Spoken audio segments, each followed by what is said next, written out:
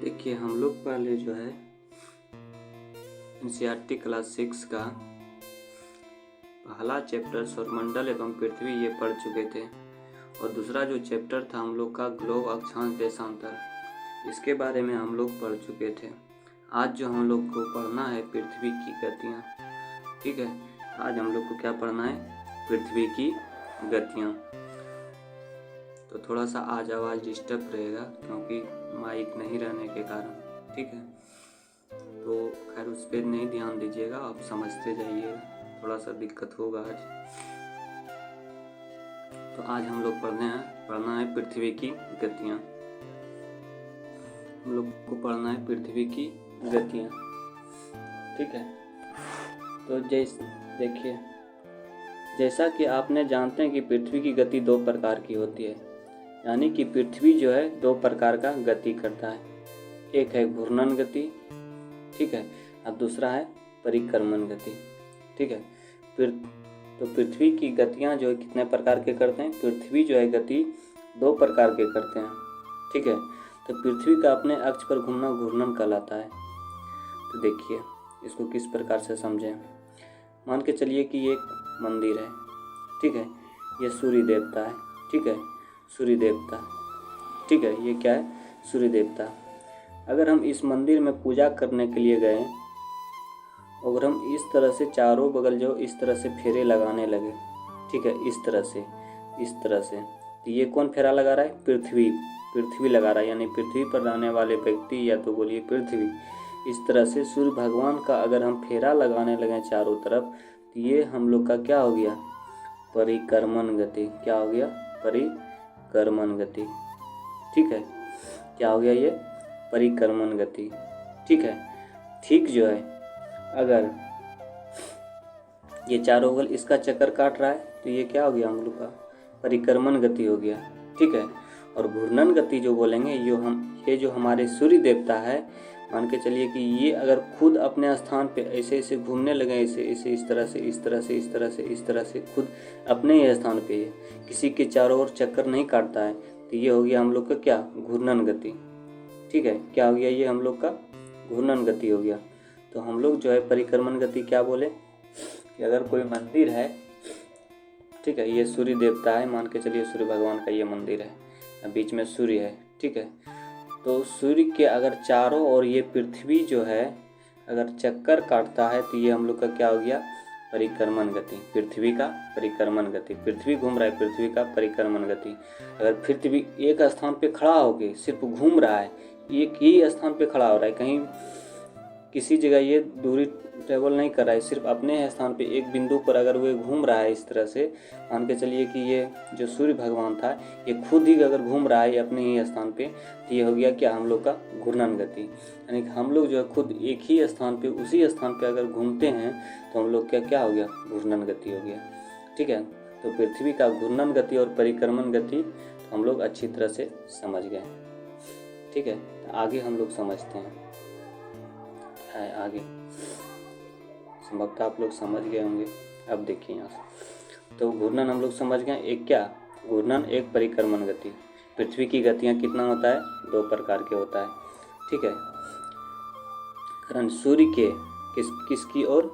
सूर्य के चारों ओर स्थिर कक्ष में पृथ्वी की गति को परिक्रमण गति करते हैं। बताएं ना, सूर्य बीच में है, चारों ओर पृथ्वी अगर घूम रहा है इसके चारों ओर, तो ये क्या हो गया? हम लोग का परिक्रमण गति। बताएं, बस यही लिखा हुआ है, तो समझा ही दिए। ठीक है, आगे चलिए देखते हैं हम लोग। पृथ्वी का अपने अक्ष पर काल्पनिक रेखा है जो इसके अक्षीय सतह से 66.5 डिग्री का कोण बनाती है। यह समतल जो कक्ष के द्वारा बनाया जाता है उसे हम कक्षीय समतल कहा जाता है। क्या कहा जाता है? उसे कक्षीय समतल कहा जाता है। ठीक है, क्या कहा जाता है? उसे कक्षीय समतल कहा जाता है। पृथ्वी सूर्य के प्रकाश प्राप्त करती है। पृथ्वी जो है सूर्य से क्या करती है? प्रकाश प्राप्त करती है। ठीक है, तो बताएं सूर्य और तारा में अंतर हम बताए थे। इस पहला जो चैप्टर हम लोग पढ़े थे वहाँ सूर्य और तारा में अंतर बताए थे, ग्रह और तारा में अंतर बताए थे। तो उसी प्रकार से जो है इसे ये सब जो है सूर्य की प्रकाश और सूर्य के बारे में हम लोग शुरू वाले ही वीडियो में हम लोग देख चुके थे, पहला ही चैप्टर में हम लोग। आगे वो हम लोग पढ़ेंगे, ठीक है।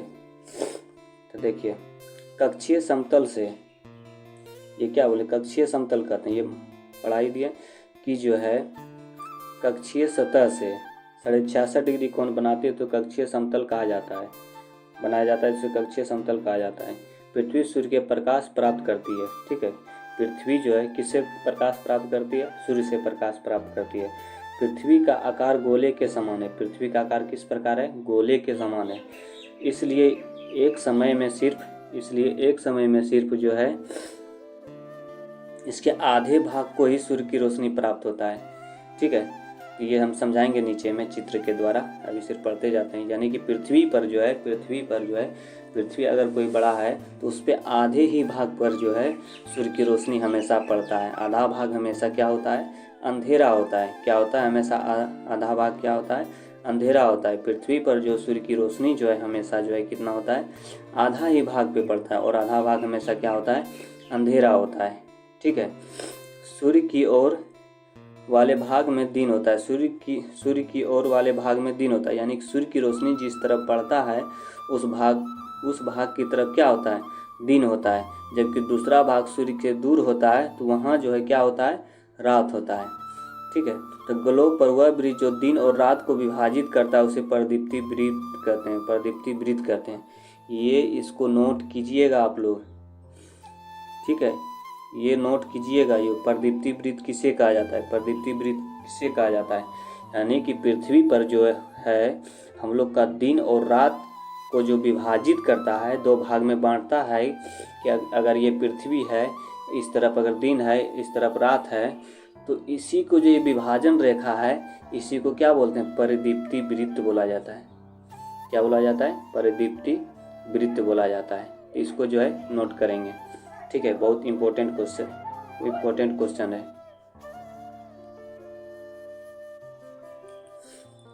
देखिए यह वृत्त कक्ष के साथ ही नहीं मिलता है, जैसा कि आप चित्र 3.2 देख सकते हैं। 3.2 को देख सकते हैं। पृथ्वी अपने अक्ष पर एक चक्कर पूरा करने में लगभग 24 घंटे का समय लगता है। पृथ्वी जो है अपने अक्ष पर एक चक्कर करने में कितना घंटा लगता है, 24 घंटा का समय लेती है। घूर्णन के समय काल को पृथ्वी दिन कहा जाता है। जो घूर्णन के समय के काल को पृथ्वी दिन कहा जाता है। यह पृथ्वी का दैनिक गति कहा जाता है। पृथ्वी का जो घूर्णन का काल है उसे पृथ्वी दिन कहा जाता है और दैनिक गति कहा जाता है, ठीक है। घूर्णन के समय काल को, ठीक है, क्या कहा जाता है, पृथ्वी दिन कहा जाता है या तो फिर दैनिक गति कहा जाता है घूर्णन को, ठीक है। अब देखिए ये फिगर हम लोग समझेंगे। सबसे पहले हम लोग क्या समझें, प्रदीप्ति वृत्त समझें। तो देखिए यहाँ इस तरफ क्या है, पृथ्वी जो है क्या है, 23.5 डिग्री झुकी हुई है, ठीक है। तो अब देखिए ये रेखा, देखिए प्रदीप्ति वृत्त ये समझाएं आप लोग को अभी। देखिए इधर वाले क्या है, ये वाला रात है, ठीक है, ये वाला क्या है, रात है ये वाला, और ये वाला क्या है, दिन है।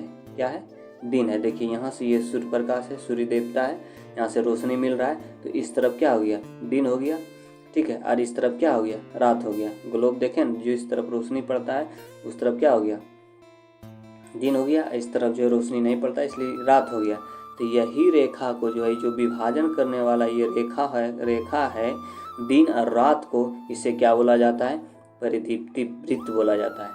तो सीधा क्वेश्चन आ जाता है कि दिन और रात को विभाजित करने वाली रेखा को, ठीक है, वृत्त को क्या कहा जाता है, प्रदीप्ति वृत्त बोला जाता है। क्या बोला जाता है, प्रदीप्ति वृत्त बोला जाता है। यानी घूर्णन के कारण पृथ्वी पर दिन रात किसके कारण हो रहा है, घूर्णन के कारण जो है पृथ्वी पर दिन रात होता है, ठीक है। घूर्णन के कारण क्या होता है, अगर यहाँ से क्वेश्चन बन जाए कि किसके कारण जो है, घूर्णन के कारण या परिक्रमण के कारण दिन रात होता है, तो घूर्णन के कारण क्या होता है, पृथ्वी पर दिन रात होता है, ठीक है। इसको अच्छे से नोट कीजिएगा इसको, ठीक है। अब प्रदीप्ति वृत्त के कारण जो है क्या, प्रदीप्ति वृत्त किसे बोला जाता है, दिन और रात को विभाजित करने वाली रेखा को प्रदीप्ति वृत्त बोला जाता है। यहाँ एक चीज इम्पोर्टेंट चीज समझिएगा, पृथ्वी जो है अपने कक्षीय समतल से कितना डिग्री झुका हुआ है, 66.5 डिग्री झुका हुआ है, ठीक है। और अक्षीय स्थल से अक्षीय स्थल से कितना झुका हुआ है? अक्षीय स्थल से 23.5 डिग्री झुका हुआ है। ठीक है, पृथ्वी कक्षीय स्थल से कितना झुका हुआ है? ओ वाले कितना? 23.5 डिग्री। ठीक है, कितना? 23.5 डिग्री झुका हुआ है। देखिए यहाँ कक्षीय स्थल है। ठीक है, कक्षीय समतल है। अगर कक्षीय समतल से पूछे पृथ्वी कितना झुका हुआ है तो ये 66.5 डिग्री झुका हुआ है। ठीक है, और जो है अक्षीय स्थल से कितना पृथ्वी झुका हुआ है? तो 23.5 डिग्री झुका हुआ है। ठीक है, तो आप लोग समझ गए होंगे। ये याद रखना है। ओ वाला बोले तो को वाला बोले तो 66.5 डिग्री और आ वाला बोले तो 23.5 डिग्री झुका हुआ है। कितना? ओ वाले को 23.5 डिग्री झुका हुआ है पृथ्वी अक्षीय से, और जो है कक्षीय से 66.5 डिग्री। ठीक है, को वाले में बड़ा वाला कोण मान लेना है। को वाले में बड़ा वाला कोण। ठीक है, यहाँ से क्वेश्चन यहाँ से हमेशा घुमा के फंस जाते हैं क्वेश्चन।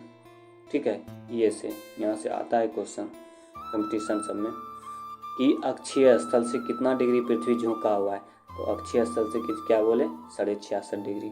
ये सब जो बोल रहे हैं इसको नोट करते जाइएगा। बस यही सब तो कंपटीशन है, यहीं से क्वेश्चन आता है। तो सभी कोई जानता है, ज़्यादातर 23.5 डिग्री मार के निकल जाता है, क्योंकि 23 डिग्री वाला ही ज़्यादा हाईलाइट है। बस थोड़ा सा अगर बढ़ाने का प्रयास करता है, बस कक्षीय स्थल कक्षीय समतल पूछ देता है तो वो सब कोई 23.5 डिग्री मार के आ जाता है। लेकिन होना चाहिए कितना? 66.5 डिग्री। ठीक है, कितना होना चाहिए? 66.5 डिग्री। तो ये सब क्वेश्चन को नोट करते जाइएगा। बस यही सब जो है कंपटीशन में भारी क्वेश्चन यहीं से बन जाता है और कहीं से नहीं क्वेश्चन आता है। बस यहीं से एनसीईआरटी पढ़िए, कहीं कोई टेंशन नहीं। ठीक है, एनसीईआरटी पढ़ना बहुत ज़रूरी है, और जिसको भी दिक्कत है तो एकदम शुरू से कक्षा देखते जाइए, उसको कभी दिक्कत होने की चांस कम नहीं रहेगा। क्योंकि उसके पहले हम कर्क रेखा समझा दिए थे, विषुवत रेखा समझा दिए थे बेसिक में ही, मकर रेखा समझा दिए थे, और सब इसमें बहुत कुछ है जो कि वो सब हम समझा चुके थे। इसका फिर हम लोग लास्ट में क्वेश्चन आंसर भी देखेंगे। तो देखिए, अगर पृथ्वी घूर्णन नहीं करे तो क्या होगा? सूर्य के तरफ वाले गर्मी पृथ्वी के भाग में हमेशा दिन होगा।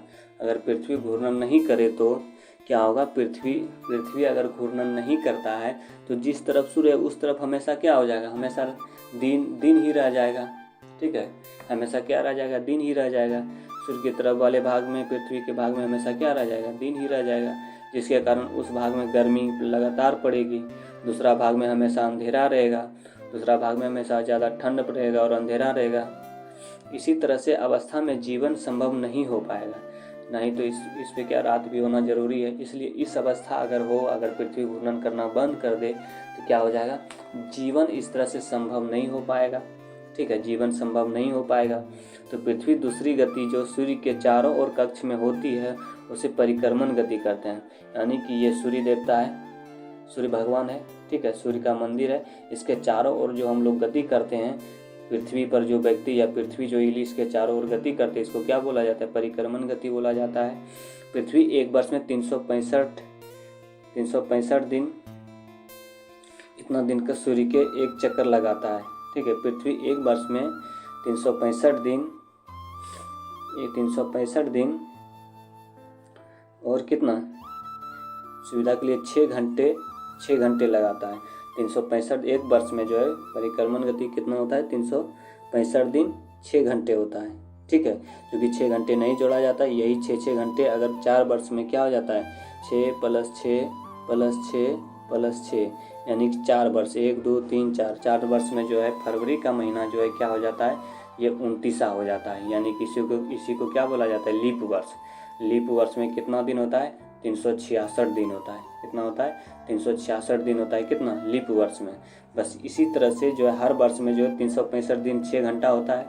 ठीक है, बस 6 घंटा का जो है एक जब 4 वर्ष पुर जाता है तो उसको एक दिन में जोड़ दिया जाता है, तो उसे हम क्या बोला जाता है? उसे बोला जाता है क्या? लीप वर्ष बोला जाता है।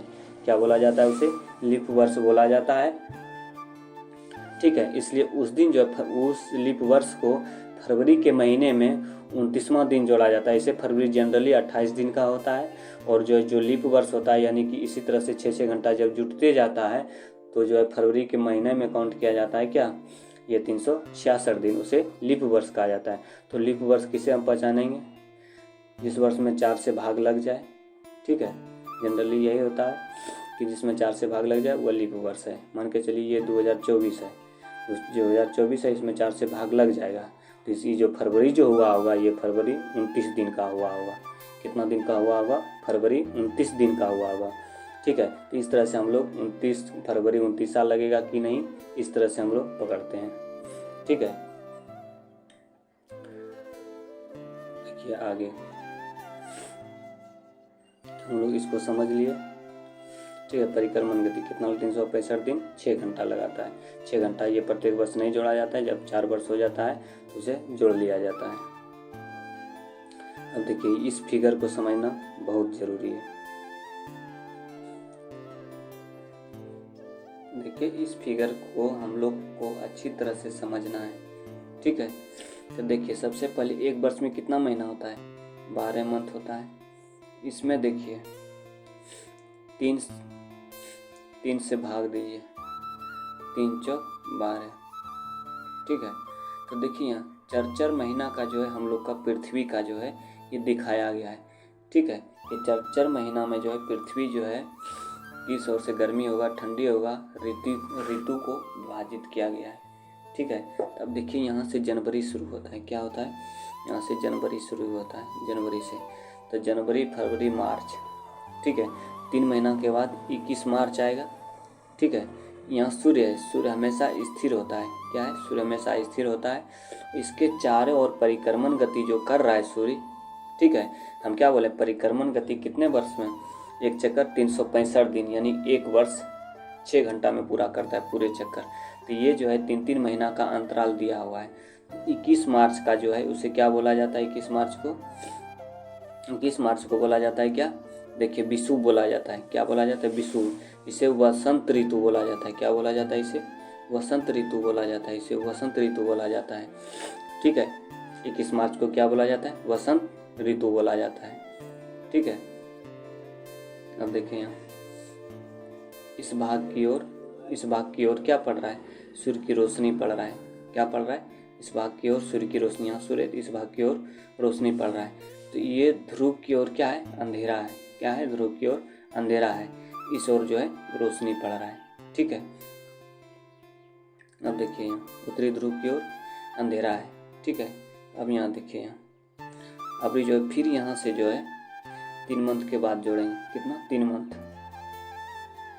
तब जो है यहाँ क्या आ जाएगा, उत्तरी गोलार्ध में क्या हो जाएगा, ग्रीष्म ऋतु आ जाता है, कितना, 21 जून को। तो हम लोग जो है किस गोलार्ध में है, उत्तरी गोलार्ध में है, हम लोग किस गोलार्ध में है, उत्तरी गोलार्ध में है। तो उत्तरी गोलार्ध में उत्तर आयनात का मतलब ये हुआ कि उत्तर की ओर क्या होता है, कर्क रेखा होता है, कर्क रेखा पर जो है सूर्य की रोशनी जो है एकदम लंबवत पड़ती है, इसलिए इस रेखा पे जो है गर्मी महसूस ज़्यादा होता है, ठीक है। अभी फिलहाल जो है 21 जून को भारत कर्क रेखा को जो है बीचों बीच काटता है, ठीक है। कर्क रेखा भारत को बीचों बीच काटता है, तो ठीक है। तो ये कर्क रेखा जो है, कर्क रेखा पर जो है जब सूर्य लंबवत पड़ता है तो उसे क्या बोला जाता है, उत्तर आयनात बोला जाता है। ये कब होता है, 21 जून को होता है। उत्तर आयनात कब होता है, 21 जून को होता है, ठीक है। तो ये दक्षिणी गोलार्ध में क्या हो जाता है, शीत ऋतु होता है। इस तरफ देखिए ये दक्षिण गोलार्ध है, नीचे वाले दक्षिणी गोलार्ध है, यहाँ से सूर्य की रोशनी पड़ रहा है यहाँ इस जगह, तो ये जो है दक्षिणी गोलार्ध में क्या हो जाता है, शीत ऋतु हो जाता है, ठीक है। अगला ये फिगर है, फिर 3 वर्ष के बाद जोड़ने के बाद आ जाता है कितना, 3 वर्ष जब जोड़ेंगे 23 सितंबर हो जाता है। तो इस दिन आ जाता है वसंत ऋतु यानी शरद ऋतु, ठीक है। तो ये इसे क्या बोला जाता है, विषुव बोला जाता है, ठीक है। इसको क्या, दक्षिणी गोलार्ध। इसके बाद फिर 4 वर्ष जोड़ेंगे तो आ जाएगा मेरा क्या, 22 दिसंबर को क्या होता है, उत्तरी गोलार्ध में क्या हो जाता है, हम लोग उत्तरी गोलार्ध में है, तो 22 दिसंबर को सोचिए, ऐसे भी सोचिए कि 22 दिसंबर के टाइम में हम लोग का क्या, सर्दी पड़ता है, ठंड पड़ता है। तो उत्तरी गोलार्ध में हम लोग हैं तो उससे शीत ऋतु मतलब क्या, ठंड का मौसम, ठीक है। तो यहाँ हम लोग जो है, अब देखिए यहाँ जो देख रहे थे, यहाँ इस जगह जो है हम लोग 21 जून को तो हम लोग को उत्तरी गोलार्ध में हम लोग को गर्मी पड़ रहा था, ठीक है। लेकिन जो दक्षिणी गोलार्ध के लोग जो थे तो वहाँ क्या पड़ रहा था, शीत पड़ रहा था, यानी ठंडी का मौसम था उस जगह दक्षिणी गोलार्ध में। यानी कि उत्तरी गोलार्ध का दक्षिणी गोलार्ध हमेशा उल्टा होता है, ठीक है, उल्टा होता है। अगर उत्तरी गोलार्ध में जो है क्या हो रहा है, ग्रीष्म ऋतु है, तो ऑटोमेटिक जो है दक्षिणी गोलार्ध में क्या होगा, शीत ऋतु होगा, ठीक है। उल्टा होता है हमेशा, उत्तरी गोलार्ध के दक्षिणी गोलार्ध क्या होता है, उल्टा होता है। एक बार सूर्य जो है उत्तरी गोलार्ध में होता है लंबवत पर, एक बार दक्षिणी गोलार्ध में, तो उल्टा है। सूर्य की रोशनी जिधर भी पड़ेगा उधर ग्रीष्म ऋतु होगा, ठीक है, उधर क्या होगा, ग्रीष्म ऋतु होगा। जहाँ सूर्य की रोशनी नहीं पड़ेगा वहाँ जो है ठंड ऋतु होगा, ठीक है, मतलब शीत ऋतु होगा, ठंड ऋतु नहीं, शीत ऋतु होगा, ठीक है। इस तरह से हम लोग ये फिगर को समझे। तो याद रखना है मेन जो हम समझाए हैं, ठीक है। आगे पढ़ते जाते हैं हम लोग, फिर इस फिगर के बारे में डिटेल नीचे दिया गया है, पढ़ते जाएंगे और समझते भी जाएंगे। ऐसे हम डायरेक्ट फिगर एक बार में समझा दिए, फिर इसको पढ़ते जाएंगे और फिर फिगर को समझते जाएंगे, ठीक है। अब देखिए,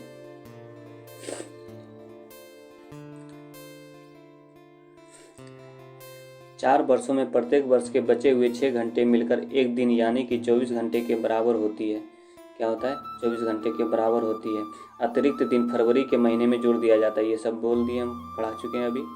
इस प्रकार से चौथे वर्ष में फरवरी का माह 28 की जगह 29 दिन का होता है, ठीक है। ऐसे वर्ष में जिसमें 366 दिन का होता है, ये सब पढ़ा चुके। लीप वर्ष कहा जाता है। बताइए कि इस अगली लीप वर्ष कब होगी, ठीक है। तो 4 वर्ष के बाद हमेशा क्या होता है, लीप वर्ष है। 2024 लीप वर्ष है, फिर अगला साल 4 वर्ष जोड़ दीजिए, 2028 वाला अब लीप वर्ष होगा, जो कि फरवरी 29 दिन का होगा। तो देखिए, पृथ्वी दीर्घावृत्ताकार पथ पर सूर्य के चारों ओर चक्कर करती है। ये अगर इस तरह से गोल से घूमेगा कोई भी तो उसे बोलेंगे वृत्ताकार चक्कर। लेकिन इस तरह से अगर पृथ्वी घूम रहा है सूर्य की ओर तो इसे बोला जाता है क्या, दीर्घवृत्ताकार। क्या बोला जाता है इसे, दीर्घवृत्ताकार बोला जाता है। इसे क्या बोला जाता है, दीर्घवृत्ताकार बोला जाता है। इसे बोला जाता है, ये दीर्घवृत्ताकार बोला जाता है, ठीक है। इस तरह से अगर चक्कर काट रहा है तो इसे क्या बोला जाता है, दीर्घवृत्ताकार बोला जाता है। तो ध्यान दीजिए, पृथ्वी पूरे कक्ष में एक ही दिशा में झुकी हुई है। पृथ्वी कक्ष में एक ही दिशा में झुकी हुई है, ठीक है। समानतः एक वर्ष में गर्मी, सर्दी, वसंत एवं शरद ऋतुओं में बांटा जाता है। ये वर्ष को जो है, ये जो भी पढ़ा है हम लोग, ये वर्ष को जो है सामान्यतः वर्ष को कितने, गर्मी, सर्दी, वसंत एवं शरद ऋतु में बांटा जाता है। ऋतुओं में परिवर्तन सूर्य के चारों ओर पृथ्वी की स्थिति में परिवर्तन के कारण होता है, ठीक है। सूर्य के चारों ओर पृथ्वी की स्थिति किसके कारण, परिवर्तन के कारण होता है। यानी कि जो है ये सूर्य है, ये जो परिक्रमण की गति जो है, अब देखिए क्वेश्चन यहाँ से सीधे आ जाता है कि पृथ्वी के घूर्णन गति या परिक्रमण गति के कारण जो है पृथ्वी पर ऋतु परिवर्तन होता है। ऋतु परिवर्तन मतलब कभी सर्दी आया, गर्मी आया, तो ये पृथ्वी के किस गति के कारण होता है। तो बस जो ये पृथ्वी जो घूम रहा है इस तरह से दीर्घवृत्ताकार, इसी को क्या बोला जाता था, परिक्रमण गति, ठीक है। परिक्रमण गति जैसे ही आए तो मंदिर के साथ फिर याद रखना है। परिक्रमण गति की बात आए यानी सूर्य भगवान बीच में है और इसके चारों ओर हम लोग घूम रहे हैं, तो ये हम लोग का क्या हो गया, हम लोग पृथ्वी पर हैं इसलिए पृथ्वी घूम रहा है, हम घूम रहे हैं तो इसका मतलब पृथ्वी घूम रहा है। तो जो है ये क्या हो गया, परिक्रमण गति। जैसी परिक्रमण गति की बात आए तो झट से माइंड में आना चाहिए कि सूर्य भगवान ये बीच में है, हम लोग इसके चारों ओर घूम रहे हैं, तो ये हो गया क्या, हम लोग का परिक्रमण गति। इसी गति के कारण जो है हम लोग का क्या होता है, इसी गति के कारण हम लोग का क्या होता है, मौसम, ये जो है गर्मी है, सर्दी है, वसंत है, शरद है, ये ऋतु का क्या होता है, परिवर्तन होता है, ठीक है। क्या होता है, ऋतु का परिवर्तन होता है। तो देखिए यहाँ हम लोग जो है घूर्णन के कारण क्या होता है, दिन और रात होता है। किसके कारण, पृथ्वी के घूर्णन के कारण, पृथ्वी के जो है घूर्णन के कारण क्या होता है, घूर्णन के कारण जो है पृथ्वी के घूर्णन के कारण क्या होता है, दिन और क्या होता है, दिन और रात होता है, ठीक है। अगर परिक्रमण के कारण क्या होता है, ये सब नोट कीजिएगा, ठीक है, बहुत कन्फ्यूजन होता है। तो परिक्रमण के कारण क्या होता है, परिक्रमण के कारण क्या होता है, ऋतु परिवर्तन होता है, परिक्रमण, परिक्रमण। परिक्रमण के कारण क्या क्या होता है, तो ऋतु परिवर्तन होता है। ऋतु में क्या हो गया, सर्दी, वसंत, शरद, ये सब क्या हो गया, ऋतु का परिवर्तन होता है। ठीक है, तो आप लोग अच्छी तरह से समझ गए। आप कॉपी पेन पे नोट कीजिए और इसको याद रखिएगा हमेशा के लिए। ठीक है, बहुत कन्फ्यूजन होता है। सबसे पहले तो जो है ज्योग्राफी अगर पढ़ रहे हैं तो उसको सबसे पहले घूर्णन गति नहीं पता होता है, क्या होता है घूर्णन गति। और दूसरी बात है परिक्रमण गति। तो आप लोग को घूर्णन गति और परिक्रमण गति में कन्फ्यूजन दूर हो गया होगा। इसको देखते रहिएगा वीडियो। ठीक है, सबसे पहली बात यही है ज्योग्राफी का बेसिक। अगर जो है हम लोग का पेड़ का जड़ अगर मजबूत कर लेते हैं, सबसे पहली बात, तो ऑटोमेटिक जो है हम लोग का टहनी मजबूत होगा, फल फूल मजबूत होगा। इसलिए जो है हम लोग पहले कोई भी सब्जेक्ट उठाएं तो उसका सबसे पहले हम लोग जो है क्या करें, जड़ मजबूत करें। जड़ का मजबूत करने का मतलब हुआ उसका जो है बेसिक मजबूत करें। ठीक है, छोटा छोटा चीज़। कहीं अगर आगे में आ गया, मोटी मोटी किताब तो पढ़ रहे हैं, परिक्रमण गति आ गया, घूर्णन गति आ गया, तो इसको हम लोग समझ ही नहीं पाए तो आगे क्या हम लोग को समझ में आएगा। इसलिए जो है ये छोटी एनसीईआरटी है लेकिन ये मोटी है। ठीक है, क्या है, छोटी एनसीईआरटी है पर ये क्या है, मोटी है। मोटी का मतलब ये, इसमें जो है अच्छा चीज़ समझाने का प्रयास क्या है, छोटी बात है लेकिन ये मोटी बात है। ठीक है, आप लोग तो समझ ही गए होंगे। ठीक है, और जो आज मेरे पास जो है माइक नहीं रहने के कारण और पेन नहीं रहने का कारण हम उतना नहीं लिख पा रहे हैं। तो आप जो है समझते जाइएगा और अपने से जो बोल रहे हैं, कुछ ऐसा बात भी बोल रहे हैं उसको आप नोट भी करते जाइएगा। ठीक है, तो हम लोग इसको समझ गए। ठीक है, तो परिक्रमण के कारण क्या होता है, गर्मी सर्दी यानी ऋतु परिवर्तन। क्या होता है, ऋतु परिवर्तन होता है। ऋतुओं में परिवर्तन सूर्य के चारों ओर पृथ्वी की स्थिति में परिवर्तन के कारण होता है। ये जो है ऋतु परिवर्तन, यही तो है ऋतु परिवर्तन। 21 मार्च आ रहा है तो वसंत ऋतु आ रहा है। क्या आ रहा है, वसंत ऋतु आ रहा है। यानी 4 महीना में जो है 3 महीना में जो है ऋतु परिवर्तन होते जा रहा है, तो वसंत ऋतु। ठीक है, तो हम लोग जो है उत्तरी गोलार्ध देखेंगे, हम लोग उत्तरी गोलार्ध में है तो उत्तरी गोलार्ध वाला सिर्फ याद रखेंगे। बस दक्षिणी गोलार्ध की बात आए तो उसका जस्ट हम लोग विपरीत कर देंगे। ठीक है, क्या कर देंगे, उसका जस्ट विपरीत कर देंगे। बस इतना ही करना है। ये भी ध्यान रखना है उत्तरी गोलार्ध की बात हो रहा है या दक्षिणी गोलार्ध की बात हो रहा है। ठीक है, जिसको भी दिक्कत होगा तो आप लोग पूछ भी सकते हैं, कमेंट भी करके पूछ सकते हैं आप लोग। ठीक है, तो उसको हम फिर अगले वीडियो में अच्छा से समझाने का प्रयास कर देंगे। ये टॉपिक सर हमको समझ में नहीं आया तो आप फिर से समझाइए उसको। आगे वाली वीडियो जो हम चलाएंगे, कमेंट जब देखेंगे तो उसको हम जो अच्छी से कम समय में उसको अध्ययन कर लेंगे। ठीक है, अब देखिए आगे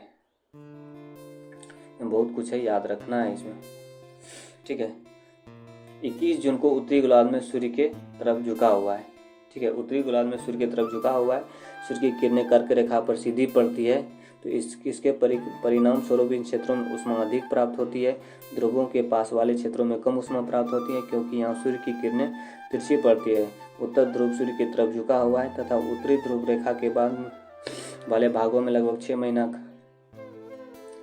महीना का दिन लगातार दिन रहता है। और चूंकि उत्तरी गोलार्ध में बहुत बड़े भाग में सूर्य की रोशनी प्राप्त होता है इसलिए विषुवत विरुद्ध भी उसी भाग में गर्मी का मौसम होता है। 21 जून को इस क्षेत्र में सबसे लंबा दिन होता है, सबसे लंबी रात होती है।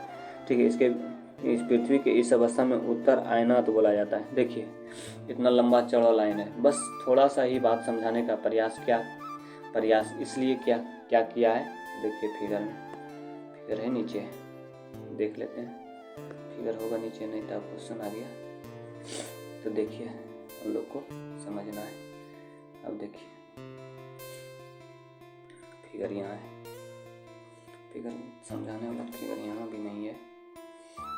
चलिए हम लोग ऐसे ही समझ लेते हैं। ठीक है, ये मान के चलिए कि क्या है, ये हम लोग का पृथ्वी है। ठीक है, ये क्या है, 0 डिग्री है। ठीक है, ये क्या है, 23.5 डिग्री है। 23.5 डिग्री। ये क्या, ऊपर वाले उत्तरी गोलार्ध है, नीचे वाले दक्षिणी गोलार्ध है। ठीक है, तो सूर्य जो है ये कर्क रेखा जो 23.5 डिग्री है, 23.5 डिग्री है, ये इस पे जो है क्या हो रहा है, लंबवत पड़ता है।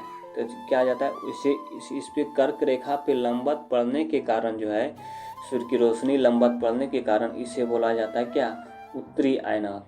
तो जैसी बात होगा कि उत्तरी आयनात की बात होगा तो सीधे माइंड में याद रखना है कि सूर्य की किरणें जो है कर्क रेखा पर लंबवत पड़ रहा है। ठीक है। कर्क रेखा पर क्या हो रहा है, लंबवत पड़ रहा है।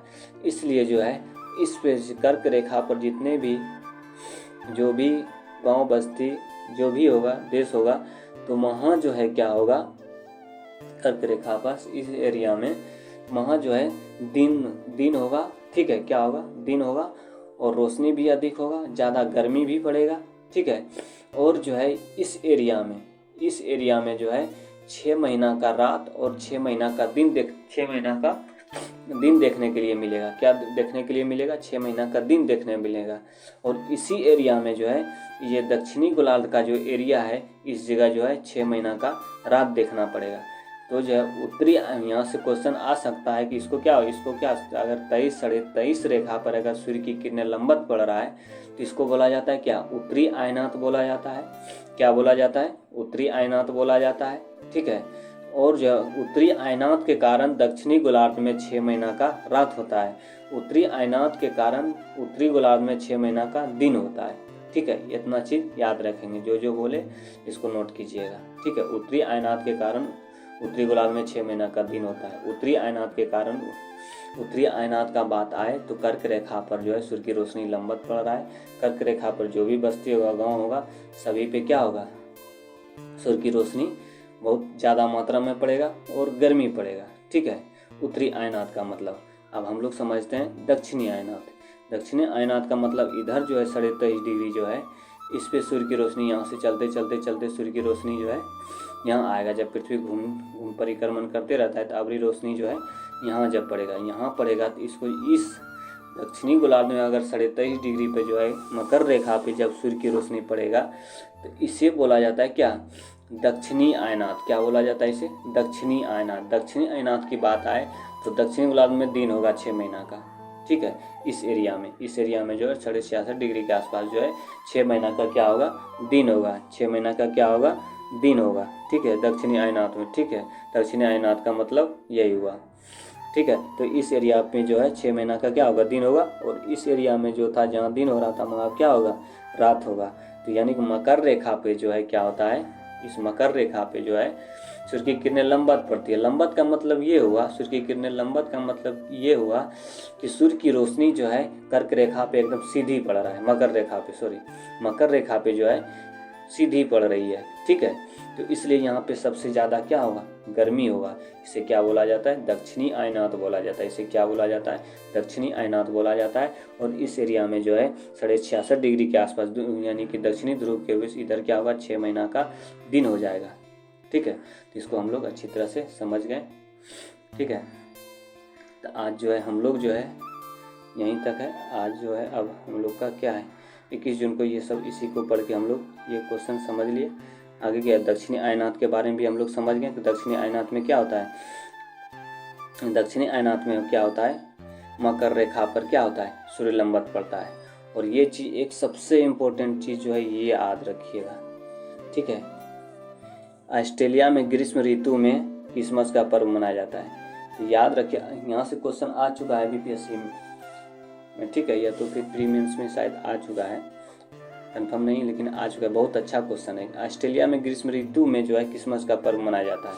ऐसे जनरली जो है हम लोग क्या ठंडी के मौसम में हम जो है क्रिसमस का पर्व मनाया जाता है, लेकिन ऑस्ट्रेलिया एक ऐसा देश है जहाँ ग्रीष्म ऋतु में जो है क्रिसमस का पर्व मनाया जाता है। और याद रखेंगे 21 मार्च और 23 सितंबर को सूर्य की किरणें विषुवत पर क्या होता है, सीधी पड़ती है। तो थोड़ा टाइम भी जो है ज़्यादा हो गया, वीडियो भी ओवर ज़्यादा हो गया। इसको हम लोग जो है अब जो बचा, अब ज़्यादा कुछ नहीं बचा है, थोड़ा सा बचा हुआ है, ठीक है, इतना सा बचा हुआ है। इसके बाद हम लोग जो है इसका क्वेश्चन आंसर भी हम लोग देख लेंगे, ठीक है। ये पृथ्वी के अपने अक्ष पर झुकाव कोण क्या है, ठीक है, इसको बढ़िया समझाएंगे। फिर घूर्णन गति भी, परिक्रमण गति भी समझाएंगे इसको बढ़िया से। लीप वर्ष क्या है इसके बारे में डिटेल देंगे। उत्तरी एवं दक्षिणी आयनात में अंतर क्या है ये भी बढ़िया, ये सब तो ऐसे वीडियो में बता ही दिए, फिर यहाँ से एकदम शॉर्ट में समझाने का प्रयास करेंगे हम लोग कल वाले वीडियो में, ठीक है। तो आप लोग आज का वीडियो इतना तक ही, ठीक है। तो धन्यवाद, जय हिंद, जय भारत।